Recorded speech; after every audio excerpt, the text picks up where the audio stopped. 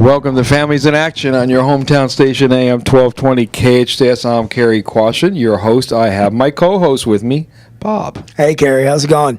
It's all good. How are you? I'm doing well. Awesome. Families in Action is brought to you by your local hometown station, AM 1220 KHTS. Thank you very much. We appreciate it, don't we? We do very much appreciate what these guys do for us. They're awesome. Well, not just for us, but for the whole community. Absolutely. So thank you, Carl and Jerry. We appreciate it. And Peter over here, which is our board op. We could not do the show without him, huh, Peter? Whoop. He's touched. He's touched. Did you see that? How sweet, huh? It's also brought to you by Action Family Counseling, which is rehabilitation centers for both adolescents and adults. We serve a population of 12 years old and up, although we do have people younger coming to our doors, right? In today's day and age, 12 is... We do. Right? Yes, yeah, unfortunately, we have people knocking on our doors with even younger than 12 to try to come into rehab, which is really pretty sad. That's crazy, isn't it? And you know what it usually is? You know what it usually is, too? Yeah. It's usually 10 or 11-year-olds that either their older brother and sister, right, or their parents have their little marijuana stashed.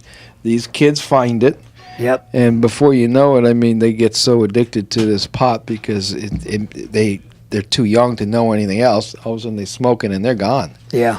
Or you get one of those households like kind of like the one I grew up in, where they think it's funny to give a couple of little drinks to the 6 or 7 or 8-year-old, around, and it's just everybody drinks, that kind of thing, right? Yeah. So by the time they're 10, they're already regular business. So it's horrible. We have patients, and now I'm not going to mention names or even situations, but they've been in 2 or 3 times, right? And their parents want us to focus on mental health because they're not druggies, but they're in there for drugs. Yeah, exactly.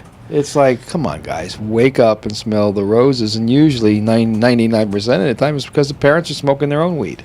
Yeah. And they don't want to deal with it. They want to minimize it. Yeah. They want to minimize it, yeah. So that's what we, that's just, I guess, a little window of what we work with at Action Family Counseling. We have... No, I think you'll find out a lot more what we work with as the show goes on. Absolutely. Today. Today's an awesome show. Really looking forward to it. But before we get there, I did read something that Stephanie had sent us, which is national anyways, and it's about prescription drugs. Right. And you saw it, didn't you? I did see it. And the statistics say that women who are becoming addicted to prescription painkillers is on the increase, something like 400% in the last, since 2000, last statistics, 2010. Even more than men. Even more than men. And overdoses, too. And overdoses, absolutely. So it's a definite increase. It used to be real outnumbered. There used to be a lot more men in treatment in addiction than there were women. But in today's world, it's even if not more. Yeah.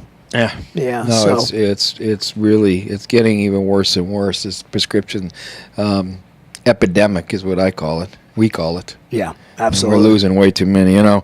Somebody sent me something today, and this is more what we deal with. Stacy Renee. Trainer obituary, 1990 to 2013. Stacy Renee, what does it say? June 19th the date. Stacy passed away Saturday, June 29th at home. She is survived by her parents, Don and Laura, brother Joey, and 2 sisters. I mean, this is what we deal with. Yeah, all the time. And it doesn't say how she passed away. I was sent this today, but I know that she was in rehab a couple of times, for what I hear. Right. So my prayers are out to the family. Yeah, we do. I mean, we see a lot of people come through the rehabs, and we do our very best to try to help each and every one that comes through. But there are some that no matter what we do. Right. And again, I don't know how or what happened. Yeah. But I do know that she's no longer with us. Right. That I know. So Action Family Counseling is we have outpatient and inpatient programs in Los Angeles, Kern, and Ventura counties. Again, we serve a population of adolescents and adults at all of those locations. And Action Families in Action is also brought to you by Action Parenting Support Program. And we have both English and Spanish speaking. That's a free support group, meets on Tuesday nights from 7 to 9 p.m. And again, those are free support groups in our community. The English speaking meets at Canyon High School in the AA building, again, Tuesday, 7 to 9 p.m. Every Tuesday, all year long. And Hart High School, we have Spanish speaking parenting support program. Right. And who should come to those, Cary? Everybody. Yeah. If you have a kid, if you have a teenager, if you're thinking about having one, you probably should come and find out what's going on out here in this community or anywhere. Yeah. Because usually we find out what's going on before the media picks it up. Before just about anybody does, because, we're in touch with the kids out here, we're right there in the middle of it all. So it's a great place for parents to come get support and for kids to come and get some support and structure and really get some positive encouragement on what's going on out there. So today's show is going to be interesting. If some of you listened a few weeks ago, Bryan, which is right over there, Bryan. Hi, Bryan. Called in. He was at a bus stop with a cell phone, and he called in asking for help. I was going to play it, but the phone conversation was about 8 minutes, and I didn't want to do that. I'd rather save the 8 minutes to talk. Right. And then we have Emily, which just left residential. Hi. About how long ago? A week or two? I left 2 weeks ago. For the how manyth time? It was my 4th time in residential. Yes. So what I kind of want, and Mom. Hi, I'm Kelly. I knew that. So I kind of want to do is kind of take you on a ride today. Yeah. I mean, because Bryan, you used to go to these groups that Emily is in now. How long ago was that? I was 12, 13, so 92, 93. It's been some years. I'm 32 now, so. It's like 20 years ago. 20 years ago. So I think it's a real powerful and important show for anybody out there listening. If you're a parent out there, listen closely to today's show, because what you're going to hear is some early signs and symptoms, some warnings, some how these guys started and what their journey is up to this point so far. And if you want to call in, we'll let you know when. But if you do, you can dial 661-298-KHTS. That's 661-298-5487. On that note, we're going to take a break. This is Families in Action on your hometown station, AM 1220 KHTS. Come on, people now, smile on your brother, everybody get together, try to love one another right now. Welcome back to Families in Action on your hometown station, AM 1220 KHTS. I'm Cary Quashen, your host, along with my co-host Bob, and we have some guests in the audience, Bob. We do. We have, for those of you that are listening, like 3 weeks ago, we had a phone call come in from Bryan, who's sitting next to me. Hi, Bryan. Hello, how you doing? Asking for help. And Cary, between you and Bryan would know the history of your relationship better than I would. And Bryan just reminded us that way back when, I won't say how long, he was on a television show with you, right? Oh, yeah, he was on the Lisa show probably over 20 years ago. But here's the deal. Bryan, I'll talk a little bit about it, then I want him to talk. He's not ever short for words anyways. But the deal is he's been calling me for the last maybe 6 months to a year for help, and I really didn't pay much attention to it. And I usually pay attention to it until I get to a point where it's like, you know what, why? Right. They got to want it first. And I know Bryan for a long time, so I'll kind of let Bryan maybe explain where we first met and then we'll go for a little ride from there, and then we'll bring Emily and Mom on afterwards. So you're on, Bryan. How's everybody doing? Yeah, I remember it pretty good. It was I was court ordered to go to some form of meeting to address anger issues, drug problem, and I heard through somebody that there was a high school that was close to me that Action had a youth and parent group every week, and I went and checked it out. And I remember standing outside smoking a cigarette in the little smoking area, and I watched this Lincoln Town car pull up, and this guy got out with some really nice shoes and really nice dressed, and I was like, who is this dude? Continental, And, buddy. was it a Continental? Yeah, Continental. Okay, sorry. Get your cars right. Got my cars confused. But And they I were walked in- boots. They were boots, not shoes. He had a full beard, ponytail. That's true. And then this little Geo Metro pulled up behind him, and this crazy looking guy got out. And his name's Duke. He's passed away, but he was a really good dude. And I went into this classroom, and there was a bunch of people there, and they're all sitting in the front row. And of course, me, I'm sitting in the very back, arms crossed, didn't want no part of anything. And I had a court card that needed to be signed. And Cary was actually in this group tonight. And I walked up to him and handed him my court card and said, hey, can you sign this? And he told me, yeah, at the end of my group, I'll gladly sign your court card. And I kind of threw a fit, grabbed my court card, and I was walking out the door, and I heard, hey. And I turned around, and it was the same, dude in nice shoes and looking all sharp and Boots. and boots. And he walked up and he said, "Hey, man, look, I'll make a deal with you." And he said, sit through my group for the night, and if you can honestly come up to me and tell me at the end of group that that you didn't get something from my group or a message or feel a different way, then I'll sign your court card throughout. And I thought that was a trick. I was like, there's no way this guy's going to do that. He wouldn't do that. But I took the deal, and I went in there with the most self-destructive behavior and attitude I could. And I still sat at the back of the class, and I didn't take direction, and I filled out the little love note that I was supposed to fill out, and I got broke down into groups, and I got broke down into a group with a peer counselor. I thought I was going to be sitting with Cary, and it didn't happen that way. And at the end of the night, I walked up to Cary, and he has this smile. It's just this, it's unforgettable. And he smiled at me, and he said, "So, am I signing your court card for the rest of the time that you need to be here?" And I looked at him and shook my head and was like, are you a magician or something? Because, not only did I get something out of this group, I felt good about myself that night. And so, no, I got one signature and a date, and I came back the next week.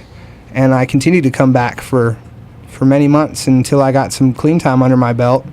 And We as counselors, we're not supposed to get hooked into one person, but we all do. I used to take him to other groups with me, to Simi Valley and some of the other places, because you see a kid and you say, you know what, this kid not real bright right now because of age, not because of any other reason. Right. He's a little lost, using drugs, and you want to kind of help that kid. So go on. And he did. So I had a lot of time and effort into this guy. Yeah. I made it a point to kind of to shadow him as much as I could. I listened to him when he spoke to parents, and I listened to him in group, and I was going to Simi Valley, and I was going to a group in Walnut, and I was going to my home group. And one night on the way out to Simi Valley, he turned and looked at me in the back seat, and he was like, I got some news for you. And I was like, what's up? And he said, you're going to be a peer counselor. You're going to run a group out here in Simi Valley. And I thought to myself, I am an ex-addict with very low self-confidence, and That was about 20 years ago. I'm confused, and you're giving me way too much responsibility, and I can't handle it, and this, that, and the other. And he just said, it's going to be all right. It's going to work itself out. And he has a tendency to do that about a lot of situations, and he does it because he's right, and he's confident in the program. And so I was very nervous, and I went into that group, and I loved it. I mean, it felt right for me to do it. I was still going through some, family issues and my own emotional problems. By the way, Bryan, he came to group. His parents didn't come. He did. No, they've never been a part of. I don't think they ever came. No, they haven't. They're lost in their own sicknesses, and until they're ready to come to terms with that, I don't think they'll be a part of anything. And I'm okay with that. I mean, it hurts sometimes, but I'm all right with that. But yeah, I mean, the group did a lot for me. I was with Cary for, I think, about 2.5, 3 years of just straight sobriety, clean time, doing really good in school, doing really good in my life. And then we're going to take a break. Yeah, let's talk about what happened after that. All right, when we come back, this is Families in Action, brought to you by your hometown station, AM 1220, KHTS. Come on, people now, smile on your brother. Everybody get together, try to love one another right now. Welcome back to Families in Action on your hometown station, AM 1220 KHTS. I'm Cary, along here with Bob. And we have in the studio with us, we have Bryan, we have Emily, and we have Kelly. And we're talking with Bryan right now. Bryan, we kind of give us a little story about when he came to group. He was court-ordered many years ago. He's, 30 what now? 32. And he came when he was probably 13 or 14, really. Stayed a year or two, got sober, was doing really good. Then what happened? Basically, I just I stopped working the program. I stopped taking direction. I stopped going to meetings with you. You would tell me to show up at a time, and I would always find a reason to be late, and then I couldn't go to the meeting. But basically, I got wrapped up into drugs again. I went back out. As soon as we start hanging out with those people that they're doing that thing again, huh? My homeboys, that we call them out there in the streets that we're running around with, basically pitched me a sale on something that sounded better than getting my life together, and I found some kind of camaraderie and honor amongst thieves and all that stuff that you kind of see on movies, and it's not really there. It's all smoke and mirrors. But I got a call. I'm just gonna get you ahead of the game. I got a call. I don't even know how long. 2000 from the district attorney. And I don't usually get calls from district attorneys. And here's what she said to me. She says, this kid, Bryan Mackey, I don't know, you were, 18 or 19? Yeah, 19. And I said, yeah, I know. She says, he's in trouble. He's been in court. We need a long-term residential for him, or he's got to go to prison, and we don't want him to go there. And as we talked, here's what she said to me. She says, if he goes to prison, he will probably be killed. This was the district attorney. She says, I know this, the judge knows this, the lawyer knows this, and we have nothing we can do. She says, I need to put him in a long-term rehab, and I told her about some rehabs that are a year long. And she says, no, you don't get it. He's been ordered to 7 years. 9, whatever it was. And we then knew there was nowhere to send you, and that you had to go to prison. Fortunately, you didn't get killed there, but I know I did get some letters from you in the 9 years or 10 years that you were there. Actually, you did longer than you were supposed to. 10 years, 4 months. So you didn't get out for good behavior. You stayed in there for negative for behavior. not good behavior. Picked up a new case. You know what was really sad? I got a lot of letters. I got letters, not a lot, but a couple saying, can I come back to group when I get out? And you're talking about a kid that's in his mid-20s, almost 30s, asking if he can come back to group. Yeah, but you get, anybody who's ever really come in and allowed themselves to be open in a group like, Action or a place where recovery happens, and you feel the power that's in there, and the way that you feel about yourself, like you were describing earlier, Bryan, is, you long for that if you walk away from it. But you know what? You know what's sad? What's really sad is you get somebody that's 19, that's been using drugs as a kid, and you put him in prison. Right. He does 10 years. He comes out at almost 30. Yeah. And the only skills he has is none. Yeah. Life skills. I remember are right. when you first called me, and I told you, get into this outpatient, I'll help you get a job and all that, and you kind of took your own route. And then I got many calls, and I'm just kind of helping you a little, of you and crying and suicidal and strung out and miserable. And we buried people, 16 last year, just in this city. Yeah. So it was kind of one of those kind of things is when you called here, you didn't really, I remember saying to myself, what chance does this kid have? And I'm going to say it again, what chance do you got? To be honest, And I'm not trying to beat you up. No, I understand absolutely, and it's reality. It's when they say jails, institutions, or death. That's where I'm at in my life. How was serving 10 years in prison? In the beginning, it was pretty scary. I mean, I can lie to you and say that when I was on the bus and I hit the prison yard that. I was like, I had a smile on my face, and I did. I mean, and it was a mask, and it was that tough guy. What you're told. I'm here. I did it. I made it. But you don't feel so tough when they let you out that bus. No, absolutely not. No, it's a learning experience, and basically, if you don't swim with the sharks, you're gonna get eaten. And so I picked up everything that I could pick up. That was drugs, gangs, getting involved with the wrong people to make sure that I was gonna make it. And I think I used more drugs in prison than I did on the streets. It's not hard to get a hold of, and it's it's a lifestyle that really put some strain on my emotional, aspects of everything that I thought I knew and everything that I thought, was real was taken away, and I had to learn a whole new lifestyle in there. And then to come back out to society and try to have those traits and tools, they don't fit out here. Prison lifestyle doesn't fit out here. So, and you left the gang. I did. And now they want to.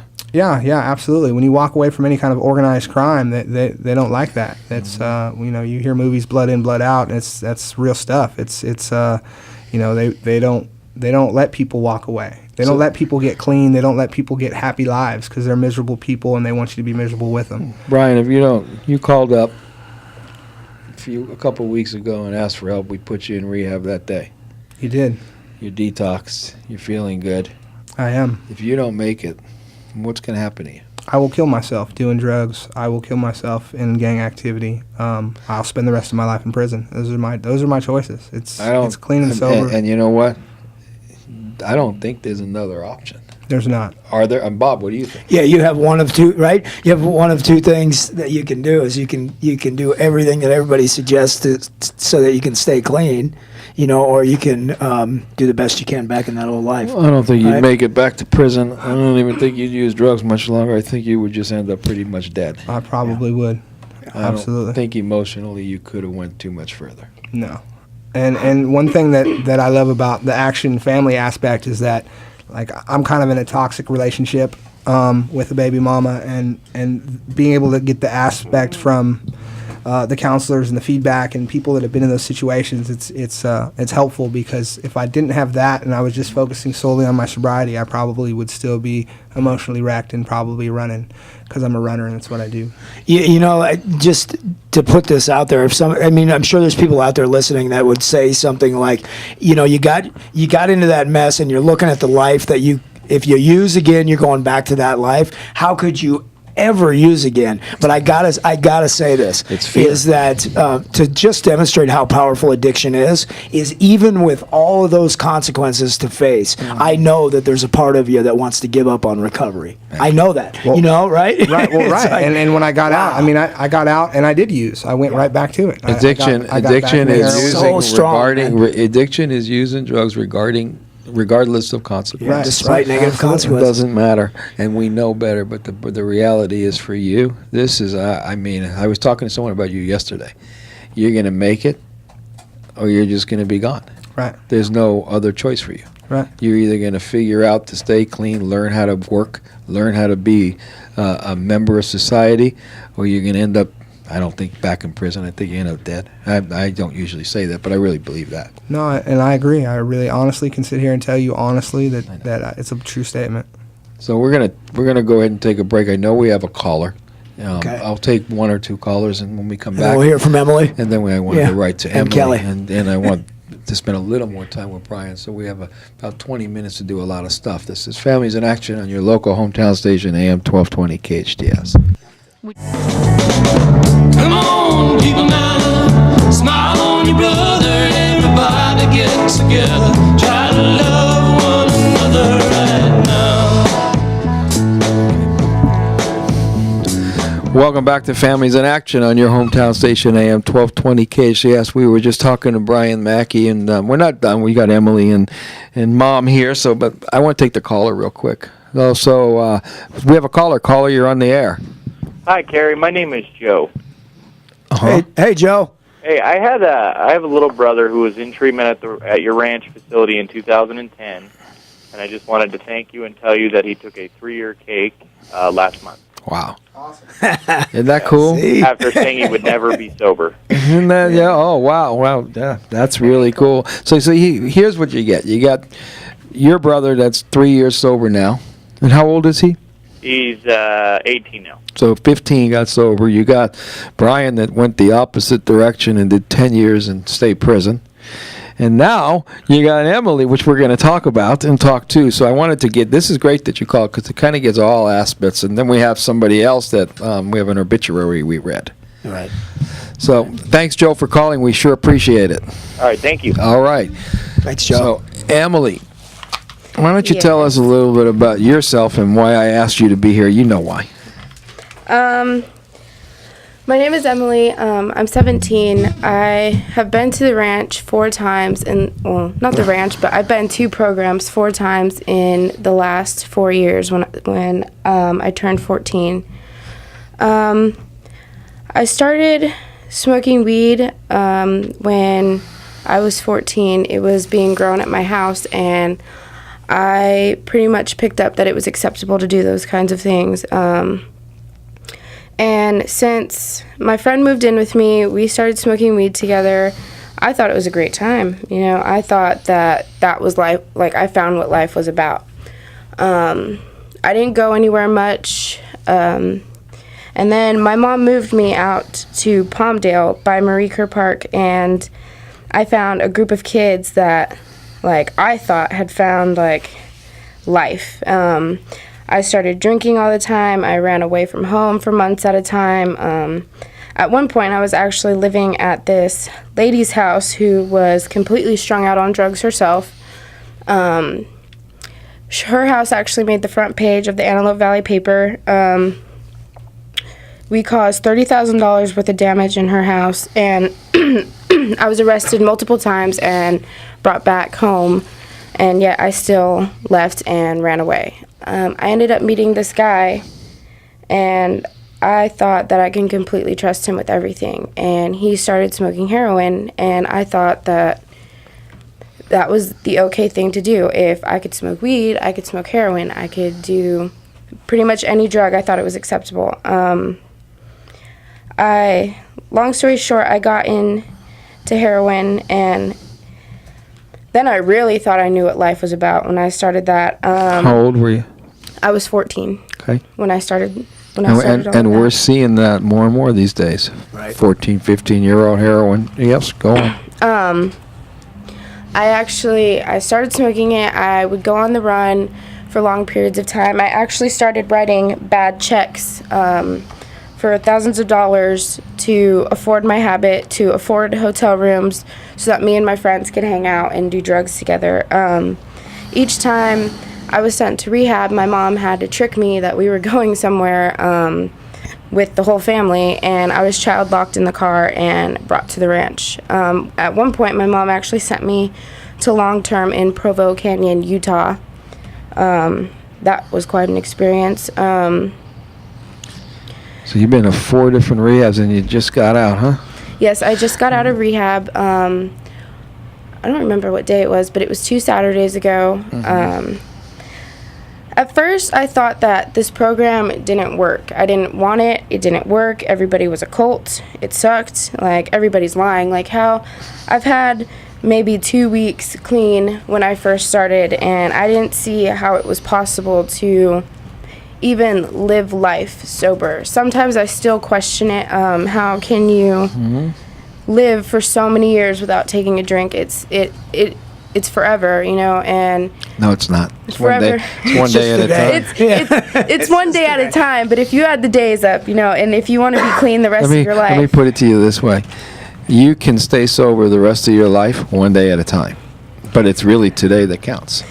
today is all that matters. And when I first started, I want to take a break, and I want to hear that. But also, I'm watching Mom, and I could just see the pain and stuff that she's going through. I want to hear a little bit about that when we come back from break. This is Families in Action on your hometown station, AM 1220 KHCS. We're coming back. Come on, people now, smile on your brother. Everybody get together, try to love one another right now. Welcome back to Families in Action on your hometown station, AM 1220 KHTS. I'm Cary, along here with Bob, and we were talking with Bryan, and Emily was just talking, and as you were telling your story about your addiction, and by the way, drugs almost always, drug addiction, drug usage almost always starts innocently. Yeah, with right. I thought it was a good idea to smoke a little weed. And all the other drugs are what I call drugs of opportunity. Once we start smoking cigarettes and smoking weed and drinking a little bit and start breaking our little contracts we made when we were young, the rest come naturally. We're at parties, somebody says, try this. Some fine girl says, hey, Bryan, do this. Don't worry about it. Some dude says, hey, Kelly, don't worry. It won't be bad. and you do it, and it feels so good, you fall in love. And then you're in big trouble. How are you dealing with it? I'm watching you, you're like, oh, I know, I'm watching Kelly over there. Yes. Emily's telling her story, right? Yeah. You know, it's been 4 years of very difficult times. It's hard to watch your child go from a happy young girl who dances and rides horses and cheerleads and just to decline. When they talk about it being a progressive disease, that's exactly what happened. You know, it started with smoking marijuana and just snowballed to out of control. The last 4 years have been, you know, many nights of sleepless worry, not knowing where she is, what she's doing, if she's dead, if she's alive, if she's being harmed, if she's safe.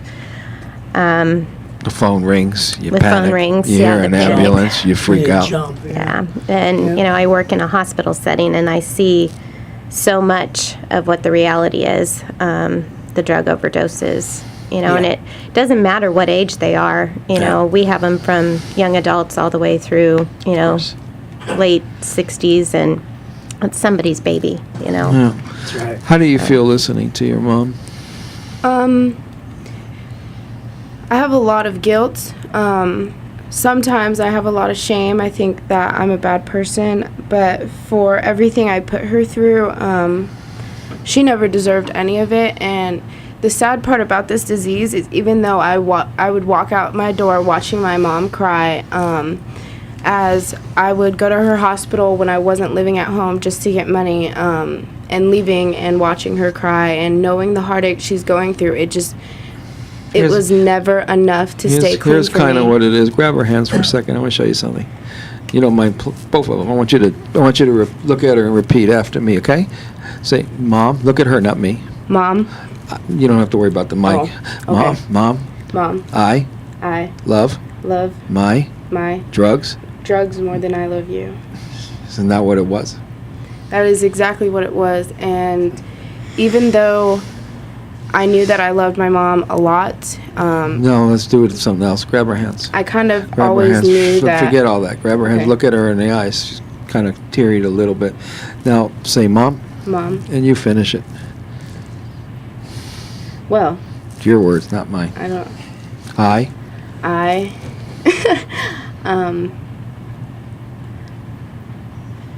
Is this supposed to be like, I love you more than drugs kind of I situation? don't care what you or- say. Okay.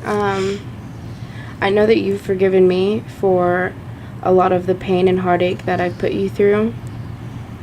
It's hard to forgive myself, and sometimes that's what makes me go back out and relapse after relapse after relapse after relapse. And then I feel guilty for the relapse, so I go relapse again, and you know, it's just a never-ending circle. And even though I've apologized many times and you say that you forgive me, I still, I feel really bad for everything I've put you through because you've done nothing but try to give me your best. And I didn't give you my best. So I'm sorry. Yeah. You can hug her. It's awesome. So, But you know, Yeah. I want to tell you Yeah, something. go. Forgiving yourself, let me tell you a trick. Here's a secret. You know how you forgive yourself? You accept? You accept the fact that you're done, that you're not going to do that anymore. Once you believe from here to your heart that I am not going to do that anymore, you'll be able to forgive yourself pretty easy. Because you are a heck of a person and a great daughter and a leader in general.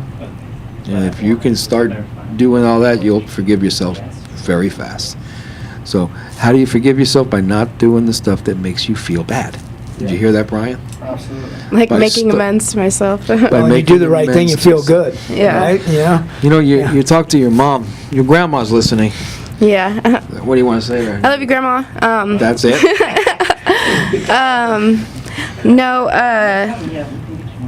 I just want to say that thank you for all of your support that you have always given me, and no matter how many times I let you down, you were still there, and family is a big thing for you.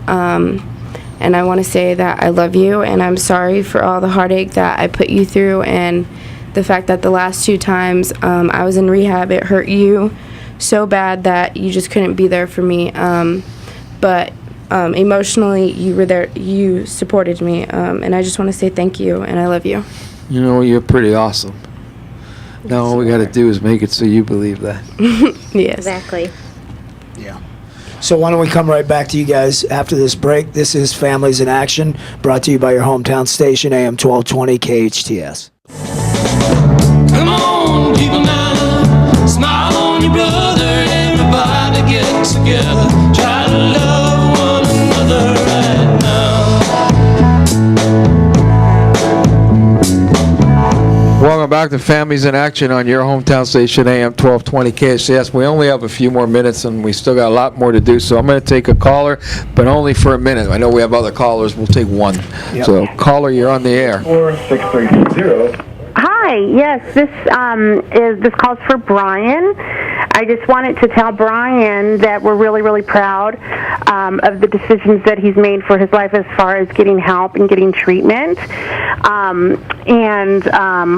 also had a question about certain coping skills. I don't know if he maybe has a few different coping skills that he plans on using once he's finished with his treatment. You know, the trick is when, I think the first thing that we have to teach people when they're getting clean, especially someone like Bryan that's been incarcerated for so many years, is how to deal with his feelings. And that means when you're mad, how to be able to be mad appropriately. When you're sad, how to be able to be sad appropriately. When your feelings get hurt, how to be able to accept your feelings are hurt and not lose it. And not take it out, not have inappropriate actions as on a result. himself or somebody else. That's right. So Bryan's got a lot of learning to still do. I don't even want him to answer that yet, because that's going to be an ongoing thing. And we're not, Bryan, we got kind of a long-term commitment with Bryan. When he's done with treatment, I'm going to put him in a sober living. He's going to be with us for the next year. Oh, awesome. So Bryan's, and I'm going to have him on this show every couple of months for an update. Oh, I look forward to it. So you guys will definitely be able to do that. But I sure appreciate your call. And yes, we are all very proud of Bryan right now. Yeah, thank you very much. I really do appreciate your words. Thank you very So much. caller, thank you for calling. Thank you. You got it. Bye. And back to us. So here's the deal. I'm gonna start with you, Emily. Is you are a great kid, person, you. young adult, however you want to say it, and we all know that. Now you just got to believe it. And I promise you, if you can figure out that you're done, you'll be able to forgive yourself. And remember, the definition of insanity is doing the same thing over and over again, expecting something different. It's always going to end up bad when you do this kind of stuff. The results are always going to get bad, but worse and worse and worse. Yeah. Yes. Or you can be successful and happy. I'd like to see you work for me one day. I would like to see that too. I'm actually working towards that. I know the person who does the hiring. Hey, Cary, I got something for Kelly. Yeah. I want to tell you how proud I am of you, Kelly, because I mean, here's the deal: is you got a daughter that you start putting her in rehab at 14 years old, and she doesn't do real well at first, and you've been at this for the last 4 years, and she's been just you've been losing sleep over her at night, but you haven't given up. And a lot of parents give up, and I want you to put it in perspective, and this is not an excuse for you to keep going, but right at 14 years old, and you struggle for 4 years or whatever, right? 17, 18 years old comes along, you finally get it, right? It took you 4 long years to get there, but you got a kid, a young woman, who's going to be sober for the rest of her life. She better at be. 17, 18 years old, right? I plan Better on be. it. And I so plan on many it. parents, because of the difficulty in that 4 years, will give up in that period. And treatment and rehabs and things like that always work if you stick in there. Always. Yes, always. we have 2 more minutes, but yes, we So all we are are proud so of you. proud of you as well. Very. Yeah, and absolutely. you know what? The message is never give up. Never give Don't up. enable, but Kid. never give up. Brian, what do you have to say to anybody out there, to whatever you want to say now? Yeah, I mean, basically, I'm coming up on 30 days clean sober. Awesome. For me, it's I'm 4 days out, so I'm taking it one day at a time. I still struggle. I still have the thoughts. I still, but being in rehab gives me the tools to fight those battles and do it in a manner that I've never done it before. So, Anything you want to say to anybody? Yeah, well, my mom's not listening, but she's out there going through her own struggle with me right now, and eventually She can download this tonight. What do you want to say to her? I want to let you know that as much as you were there with me through my prison term, and I do appreciate that a lot. I've put you through. I don't think hell is even the right word. I've put you through a lot of stuff, and I am today truly sorry for everything that I've done, the hardships. And your sister. Yeah, my sisters as well. One of them I used to use with. She's got coming up on 8 years clean, so the program works. I mean, Well, you know what, Brian? Everyone's going to stay involved because you're going to be with me for a long time, and I'm going to bring you on this show every couple months. And anybody need updates, they can call and we'll give it to them. one thing I do need to say is thank you to you, Cary. I mean, I couldn't have done this without you giving me this opportunity that nobody else would really wanted to. You got, you got a shot at life. Take it. I am. It's up to you. It's not up to me. It's not up to Bob. I wish it was up to me. You'd both be fixed forever. It's not. It's up to you. Yep. You guys got to do the work.